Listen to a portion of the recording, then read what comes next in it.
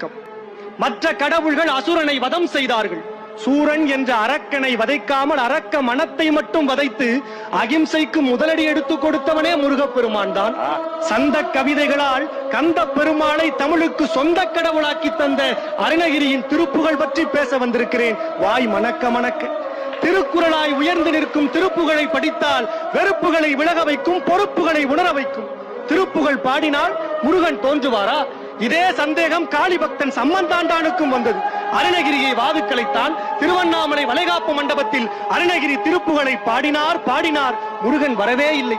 காரணம், குழந்தையாக்கி முருகனை உன் மடியிலேயே வைத்துக்கொள் என காளி பக்தன் சம்பந்தம் காளியோடு போட்ட ஒப்பந்தம். மதுரவாணி தானாட, மலையில் வேதன் ஆறாட, மறுபு வானில் உளோராட, மதியாட, வனச மாமியாராட, எடிய மாமனாராட, மயிலும் ஆட நீ ஆடி வரவேணும் என திருப்புகழில் கடவுளோடு மயிலையும் இணைத்த அருணகிரி பாட, மயில் தோகை விரித்தாட,